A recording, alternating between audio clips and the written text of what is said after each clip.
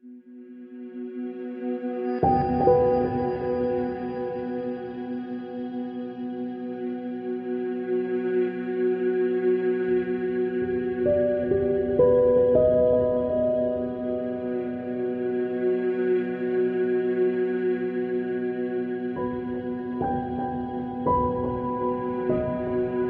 had just returned from a friend's mother's 90th birthday party in Radom. And I remember looking at the clock, and it was 8:59 on the clock when I pulled out. And then I came home, and the football game was on. And I heard the bell ring, and it was after 9. So I said, oh, that's Carl Evan, because he always forgot his key. So I said, I'm not gonna get up. So I sat there.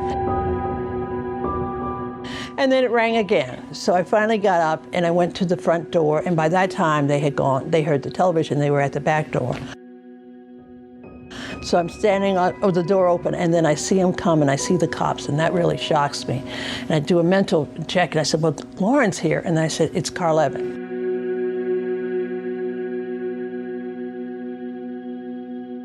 And then before I could ask a question, they told me, that he was hit,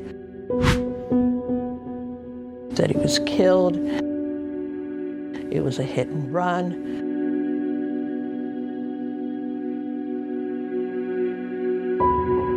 I didn't even have time to hope in between.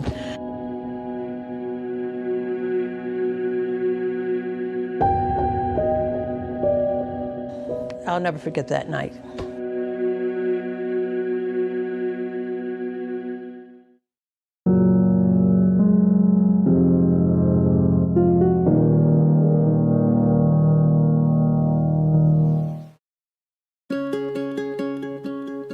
Carl was born in Cambridge, Massachusetts, October 2nd, on one Saturday morning.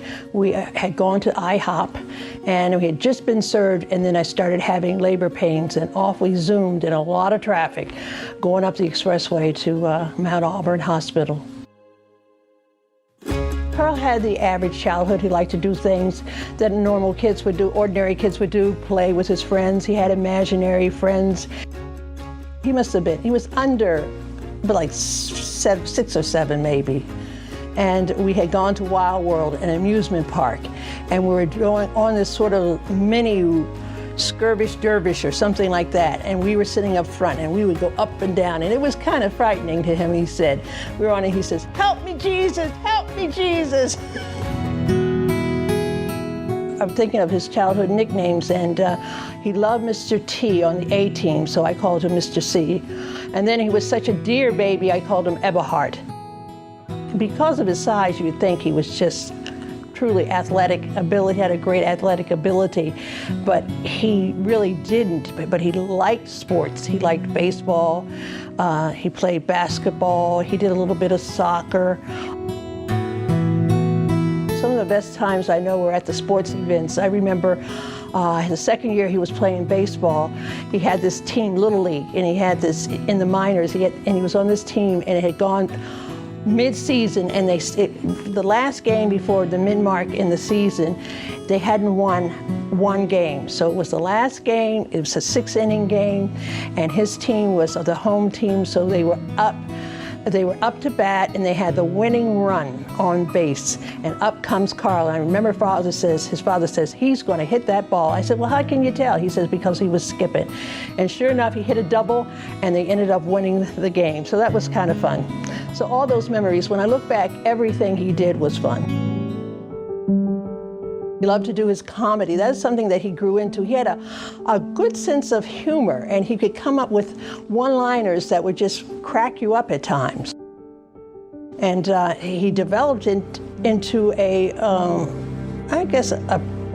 maybe going into a lucrative pastime, but he used to do comedy acts around the area. He attended Brockton Public Schools.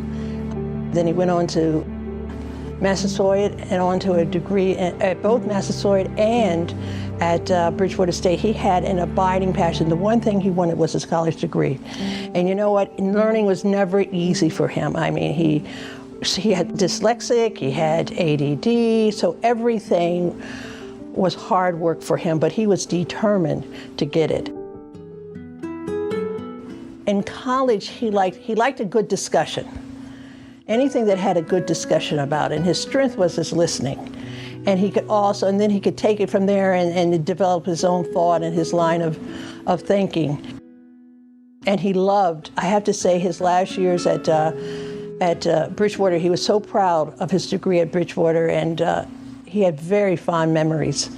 And he also was interested in sociology. He majored in sociology at Bridgewater, and with a focus, he always wanted to eventually open up some kind of youth center for, inner city boys. Basically, he was looking at youth, young men. And I remember he wrote a paper, he had researched that, and that was very interesting what he found out.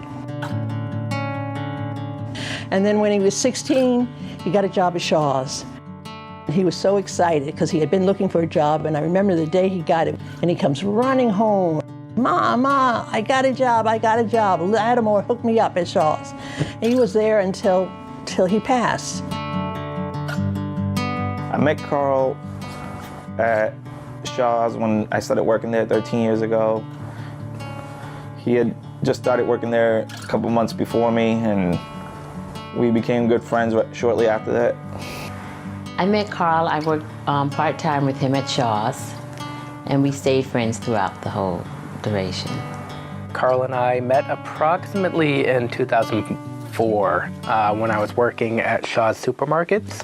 I first met Carl when I was about 14 years old, working at the old Shaw's on Belmont Street. I knew Carl for all of my life. I met him, well, how we actually met was our older sisters were good friends, Lee and my sister Nikki, and they hung out all the time. I met Carl when we were just kids. I first saw Carl when my son was on the track team at Brockton High School, and Carl, who you wouldn't ordinarily, he was 6'8" and very heavy. He was a big man in a lot of different ways. I saw him running in the 100-yard dash, and I said to my son, "Who's that guy?" And he told me, "Oh, that's Carl Yancey." And then, I didn't think much more about it until several years later when he appeared in one of my classes, an American Lit class. One of the things I remember about his participation in that class was I was talking about how the Israelites elected their first king because he was taller than everyone else. He was stood head and shoulders above everyone else, Saul. And Carl piped up from the back of the room, "I think that's a pretty good idea." He used to stand in my office door, and when I was sitting down at my desk, I'd look up and see Carl standing there, and it looked like his head was just about to hit the top of the door frame. After he finished Bridgewater, he went to work at the Goddard School. He went to work for Brockton Public Schools. He started at West and then got transferred to Goddard. And he also had picked up a job at the Y, at the Transition House, working with youth at there.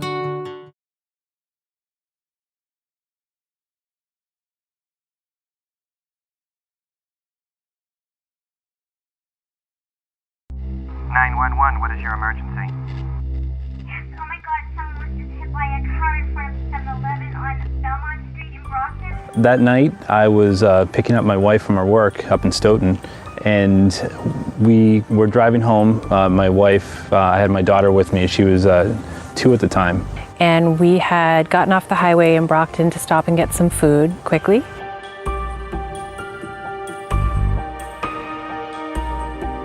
Pulled in to where the Taco Bell is. After getting our food, we left.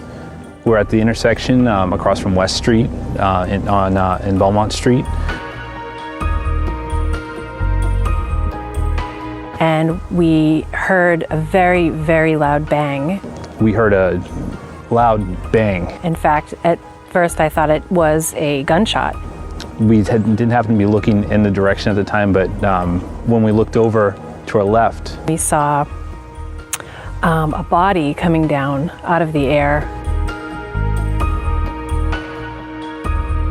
We saw Carl landing on the ground after being hit. And hit the street. Unfortunately, we didn't see the van because it was going away from us. We were at a red light, but we just ran the red light and rushed over to him. I had my wife call 911.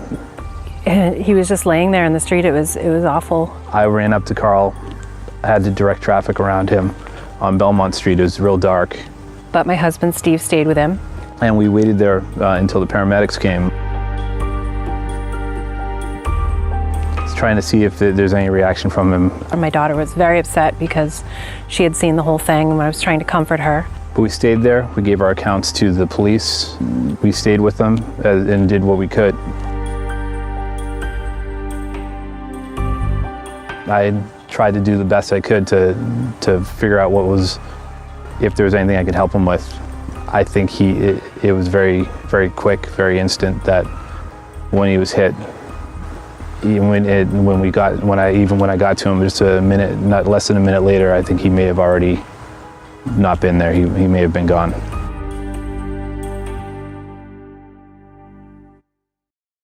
I had just returned from a friend's mother's 90th birthday party in Radom. And I remember looking at the clock and it was 8:59, probably 8:55, 8:59 on the clock when I pulled out. And then I came home and the football game was on. I think the Pittsburgh Steelers were playing. And I heard the bell ring and it was after 9. So I said, oh, that's Carl Evan, because he always forgot his key. So I said, I'm not gonna get up. So I sat there and then it rang again. So I finally got up and I went to the front door, and by that time they had gone, they heard the television, they were at the back door. So I'm standing with the door open, and then I see him come and I see the cops, and that really shocks me. And I do a mental check and I said, well, Lauren's here. And I said, it's Carl Evan. And then before I could ask a question, they told me, that he was hit, that he was killed, it was a hit and run. I didn't even have time to hope in between.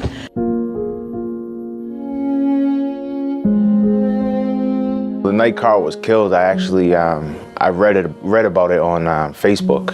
I was on my phone on Facebook, and I saw a post. I think it was either WCVB or Enterprise News, and it said somebody was was a hit and run on Belmont Street, and had no idea it was him. And then obviously, I just read that a man was hit on Belmont Street, and of course I didn't think anything of it. I mean, it didn't mention his name or anything like that. Obviously in Brockton, things happen often, so I didn't really think anything of it, and I went to bed.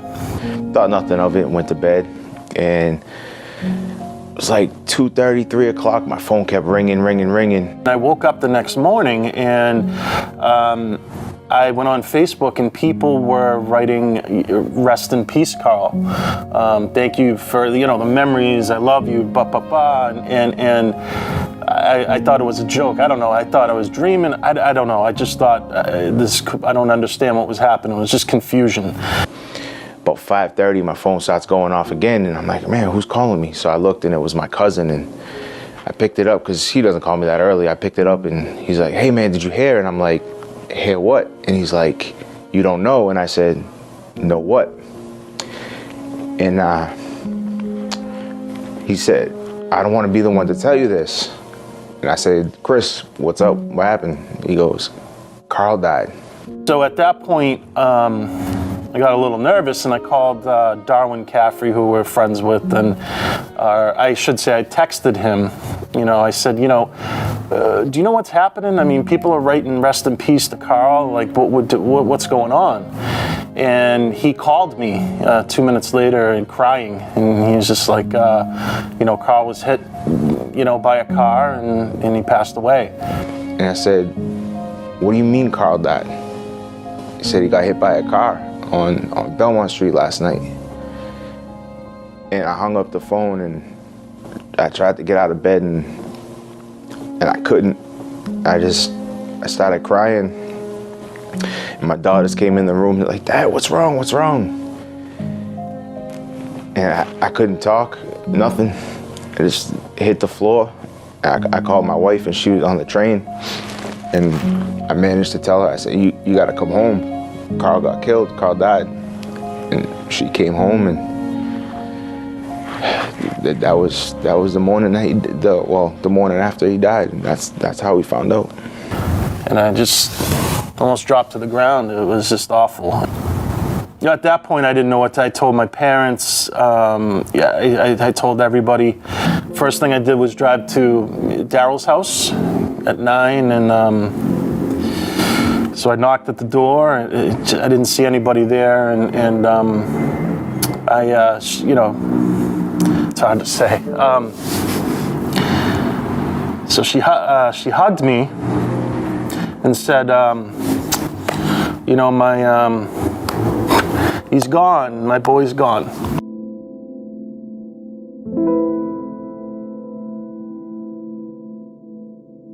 And so I spent the entire day there. The night Carl was killed, I worked with him earlier that day, and I got out of work at 8. He was supposed to get out of work at 9. I gave him a call around 9:30. He didn't pick up his phone, and I just didn't think anything of it. Went to bed, woke up from my friend Christopher. He was outside ringing my doorbell. He was I think he was throwing rocks at my window and just trying to get my attention. I woke up.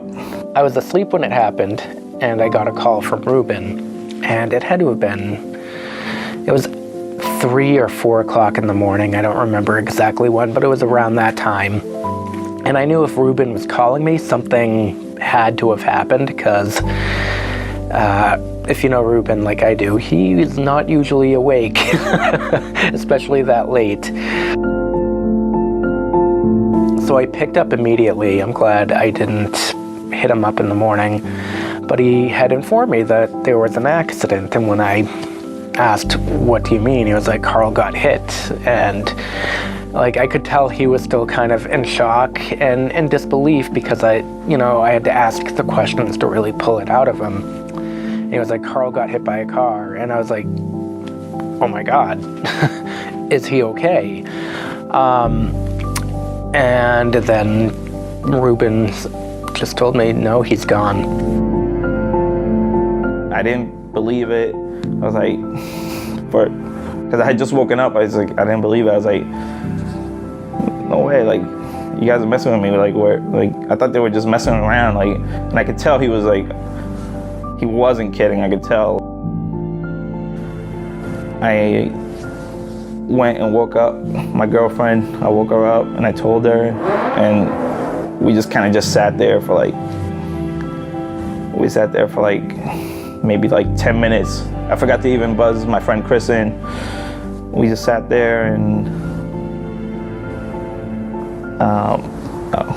went back outside, and we went straight to his mother's house. So immediately after that, I got in my car and I drove to Carl's house, where everybody seemed to have gathered. Ruben was there, our friend Will, Chris Boucher was there, and Carl's mother, was there, obviously. I don't think it really hit me yet that what happened had actually happened. It's when she broke down that it really hit me that Carl was gone. From there, it was, you're standing there in disbelief at what you heard, and I wish I'd never opened that door. From there, our lives were changed forever. I remember my daughter, everybody was sleeping, my daughter, granddaughter, who were living here, and then my husband. I just started hollering out, and they came down. We made the phone calls, and all I wanted to do is get in that car and get on the open highway and just drive and drive. And I thought, I want to get out of Brockton. And then I said to myself, you know what? I'm never going in Shaw's again. Never going in. But when I got up that next morning, the 2 places that I went were to Shaw's, and I just wanted to walk in there. And then I went over to his school. I just had the desire to go there to places that he loved. Carl was the type of person who would give you the shirt off of his back if you needed it. There is no, when people die, everybody says, oh, he was a great person or she was a great person. There is no person better than Carl. Carl was the most giving, thoughtful. There's no words can explain the type of person he was. Back when I was doing music all the time, I was doing shows all the time, Rhode Island, New Hampshire, Boston, around here locally, and there's so many times that Carl would come out to the show with me, and my wife always came to the shows, and I never liked bringing her because she'd obviously be in the crowds. But every time Carl was there, man, he was like our personal bodyguard. Just always knew where she was, because if I looked out in the crowd, Carl was hard to miss. You could see him right there, and there was my wife standing right in front of him. And yeah, it was just he was just one of a kind. He was just like a brother to me. He honestly was. And you know, it's definitely, my life's definitely missing something since he left, that's for sure. He had all types of friends from all different backgrounds. And I remember I could hear him on the phone saying, "Stay black, stay black." That was his phrase. He would say that often. Goals in life, well, one of them he did achieve. He wanted that college degree, and thank God he got that. And he wanted to go on and work more with youth. Like I said, setting up some kind of youth program, after school program. You know, he had a passion. He loved helping people. He had a great, you know, he never had any money, and I could never understand why he didn't have any money until when he passed, I realized he was giving all his money away. You know, he was very compassionate, and I know his friend told me that, you know, he saw him give money for the homeless to buy food. I'd like to just share a story about Carl on one night that we went out in the city, and it's kind of a night that we go around the city and we just pray for people, or just try to just bless people that are out on the streets at night. And so it's one night we started our walk, and I remember talking to Carl and explaining about what we do. And I'll never forget just looking at him and seeing this big man and how childlike he was, though, because he was so excited, because it was the first time he was doing this. And I explained about some of the encounters we've had with different people and how we've been able to bless people different ways and stuff. And I just remember him just seeming excited. And so we started our walk, and we wound up on Legion Parkway, and we met two people that were sitting on a bench right by the neighborhood health center, two homeless people, and we just started talking to them. And as we were talking to them, one of the gentlemen, you know, we asked them if they were hungry, and they said yes.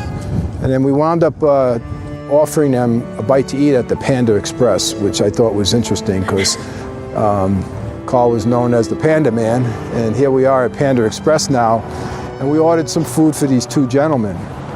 And as we're sitting there, we're just talking to them and asking them how they're doing. And one of the gentlemen actually was big fella, just like Carl, was just explaining to him how his feet hurt.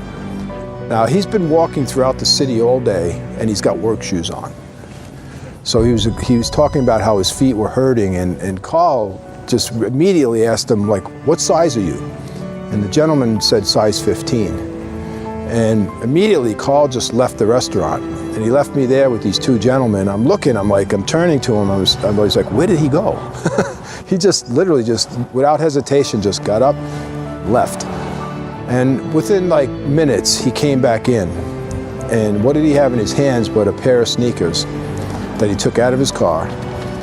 And of all sizes, they were the exact size 15 that this gentleman needed. And he gave him those sneakers. And I just remember this gentleman just putting them sneakers on, and they fit him, and he wore them. And I remember Carl just feeling so excited and that he was able to do that. And the thing I loved about Carl is, again, there was no hesitation. He just did it. It was like, there was no thought about, well, should I give him my sneakers? He didn't even think about it, he just did it. And I just love that about him. You know, and we had a chance to, you know, just to talk some more with these two gentlemen, and then we prayed for them. We left the restaurant and we were outside, and you know, we were excited about what just happened, and we were ready to call it a night because it was getting close to dark. And Carl was like, no, let's walk some more, you know. So we spent a good hour after that just walking through the city, and just looking for opportunities to do more. And that's what I remember about Carl. And, I didn't know him for a long time, but just the moments that I was with him, he just leaves an impact with you. He just left that impact of like, wow, what a good man. Something that Carl did that sticks right into my mind. A lot of memories are based out of Boy Scout camp, and there was this one time where there was a large storm at the camp, and he helped mobilize the unit that was at the campsite, and helped grab kids and their things and helped move them down to a shelter. And while we were at the shelter, his comedic genius and fun-loving attitude really calmed everybody down during this storm. So it was quite impressive. He had a car, I can't remember what it was a Dodge, and we were taking turns again picking each other up, and he picked me up at Massasoit. He picked me up at home, and we were actually over here on Belmont, over by, I think there's it's T-Mobile or a mobile store now. It used to be a Hess gas station. And we got that far, and Carl's car broke down, and we're out in the middle of the street, and we pushed it into the law office. And I said, "What are you going to do?" He said, "Well, I'll get it fixed or something." So I said, "All right." So I forget what happened. Maybe my mother picked us up. I can't remember. And then we went to school. And I remember it was like 3-4 weeks. Every day I drove by, that car was still in the parking lot. He never did anything with it. I think he just left it there, and somebody just took it to the junkyard. But that was him. That was Carl. My greatest memory of Carl, first of all, he was a phenomenal human being. He was wonderful, he was kind, he was sweet, he was everything that a mother would want in her son. He was a wonderful young man.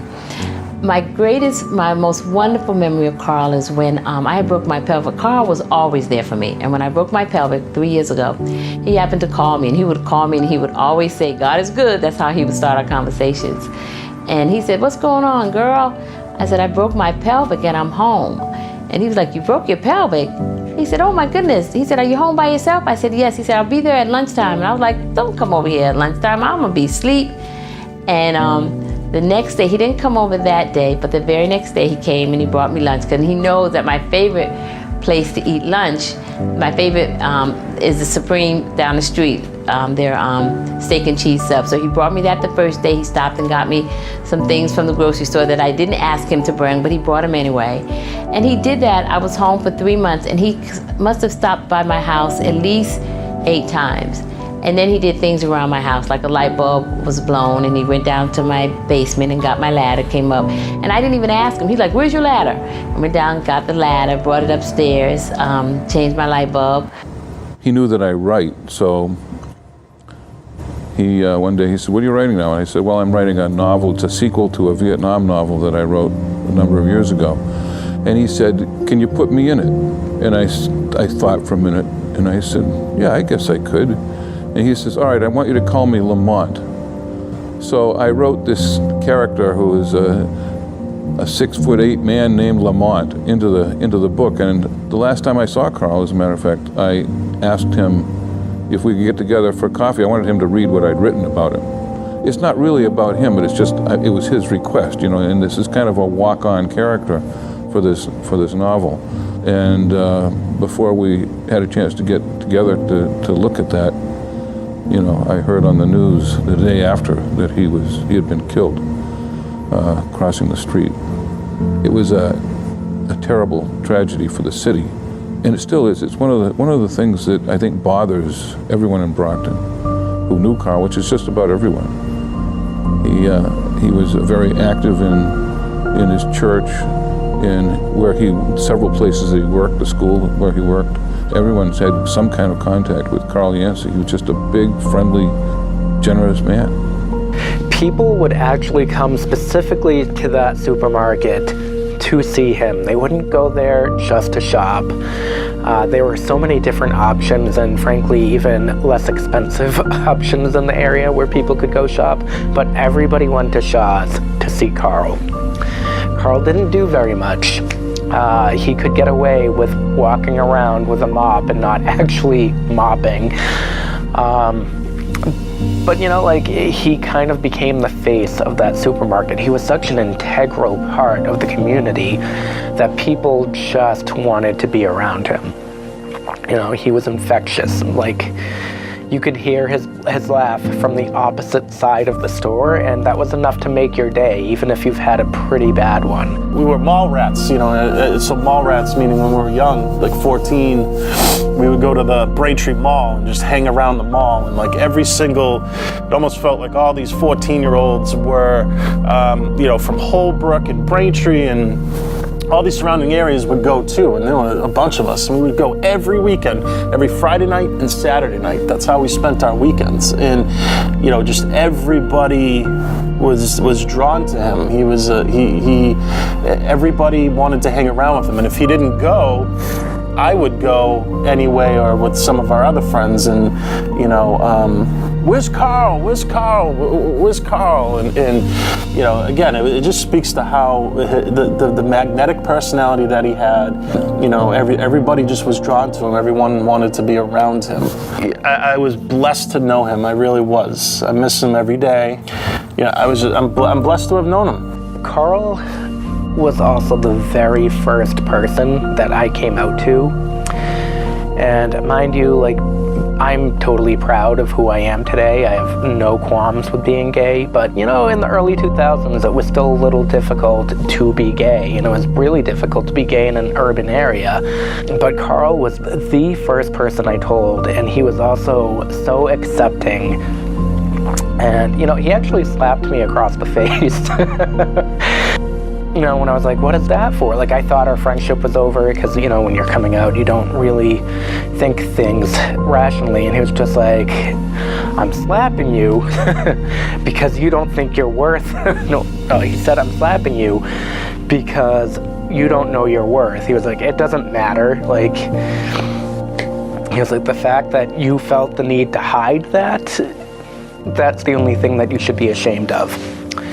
And Carl also helped me come out to our other group of friends, all of whom were very accepting, and you know, like, he was such a big monumental part of that side of me, coming to terms with who I am and living as my authentic self. Frankly, I don't think I could have done it without him. You know, not a day goes by that I don't think about him. His friend Lorne came to me before his funeral, and he said that when he and Carla, at some time in their life, they made this agreement, this pact, that if anything happened to either one of them, the other would take care of his family. So he comes to me and he tells me about it, and he tells me what he has planned, and it turns out to be an extremely successful event. It was over at Sticks and Stones in Abington. It was just a fundraiser, and it was a lot of good times, a lot of Carl's friends, and we had it the second year. We had our second one, and I'm looking forward to the third one. And with the funds we did, half of it, he said, was for Carl Evans' children's college fund, where Carl Evans had none, and Simone, he only had Simone, and her father had passed, so the money they raised will go for her education. The other half I've given out to charities that he was involved with or would hold dear. So the third one's come up. Usually we have it the Saturday before Thanksgiving, and it's a lot of fun. It's a lot of fun. It's just a good time with good people. Carl Evans knew some wonderful, wonderful people, and I'll have to tell you, there's some great people in the city of Brockton. After Carl died, we had a little agreement back when we were in our younger days that if something ever happened to himself or myself, that the other would take care of the other. Obviously, I had kids. He didn't have kids yet, but he did have a niece, and I told him that, you know, we told each other if something was to happen to one of us, we'd both look out for the families of whatever happened. And that's so when he passed away, that was the first thing that crossed my mind after I wiped my eyes and stopped crying. You know, we put on a benefit for him at Sticks and Stones in Abington, where people donated different stuff for raffles and stuff like that. And we sold raffle tickets. We raised a decent amount of money. I don't remember what the exact figures were off the top of my head, but we were able to raise a decent amount of money for his niece, and we did it 2 years in a row, and couldn't ask for a better turnout either year. It was just a good time and celebrating Carl's life and what he meant to everybody. I remember right after the next evening, Brett had arranged a vigil, and I went down there, and I mean, there were like hundreds of people I heard. I mean, there are a lot of people. And then I had a friend who conducted, and people would give up and give testimonies, and I was standing there in awe. I heard just things that my mouth just dropped at the things that he was doing for people. They spoke very highly of him, and it was so heartwarming. And since then, we have the vigils annually. This year, I had a virtual one, and I do have a tape where we put it on that night because of the pandemic. I didn't want people to meet down there. But prior to that, 7-Eleven has closed, but we had one ever since it's closed, and I'll have it again if necessary down there. I'm a private investigator. I was hired by Daryl Yancey. She's the mother of Carl Yancey, who was killed in a tragic hit-and-run accident quite a few years ago on Belmont Street in Brockton, Route 123. I was hired because the case came up cold. I began working the case through my sources and outside sources. I began following up a lead after being hired by Daryl Yancey, which is Carl's mom. After my sources, outside sources and my own sources, I concluded or began to conclude that the car or minivan headed east on Belmont Street, 123, towards the center of Brockton. I believe it took a right at the Sunoco, which is still Route 123, took a right, went around the back of the Sunoco, which is towards Forest Ave, and then a left behind the Sunoco, and another left towards the fairgrounds, Brockton Fairgrounds, and then another left towards Route 123, again Belmont Street, heading east. I believe the car ended up downtown Brockton, where it possibly resided, or the owner of the car resided, with a second occupant in the car. The owner of the car and the VIN, with my investigation, I believe the car might have been at some point totaled through them or someone else, and the car was sold with a salvage title. That car, I believe, was then sold with a salvage title and ended up in the Methuen area. And a gentleman in the Methuen area, I believe, either owned a pizza shop or he was a delivery person for a pizza shop. I went up to Methuen, and that's how we concluded with that. After going to Methuen and speaking to some people up there, that car that I believe it to be an Odyssey, was then sold, and it transferred up into Maine. After going into Maine, unfortunately, I did run out of resources, and I believe the car or still is in Maine. With that find in the car, it's nearly impossible to get rid of all DNA. So that's where I ended up. If we could find that car, we could maybe getting some DNA and finding out, bringing that car back and determining possibly who that suspect is.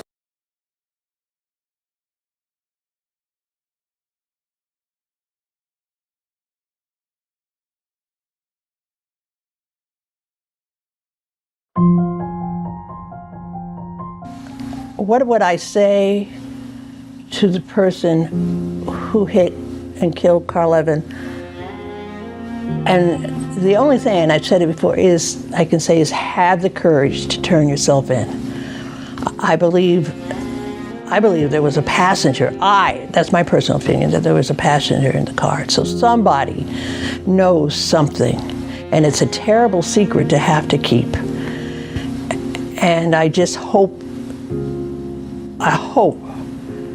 that we'll bring some closure to this. I do believe that we will find out who killed Carl Levin. I really do believe that. It's taken longer than I thought, but I believe we will find out.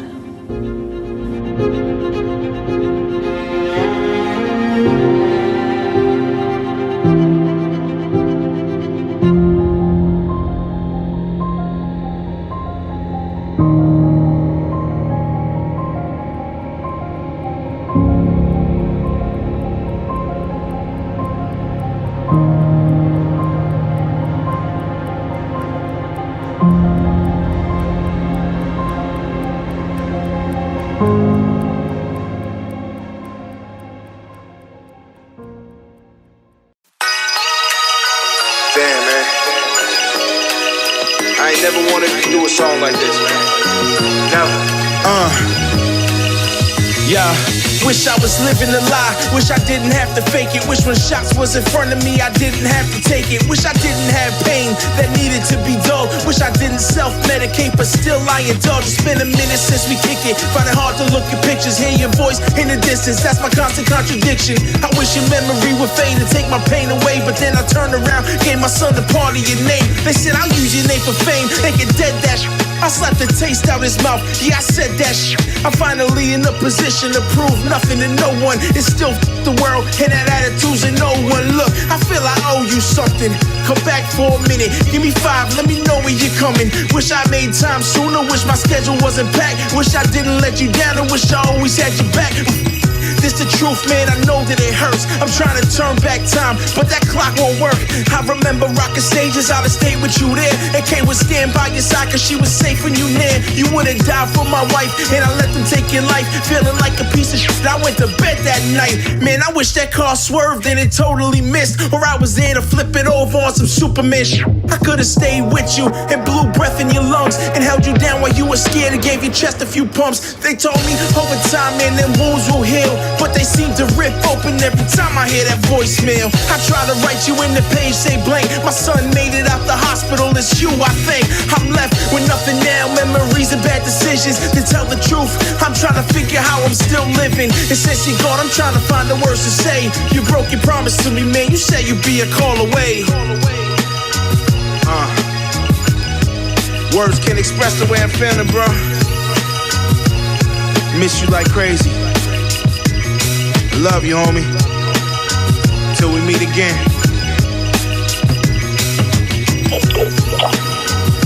Yo, Lauren, this is Carl. Just checking up, see how you are, fam. So I just hear an email, just a phone call away, alright, my nigga? Love you. Love you. Peace.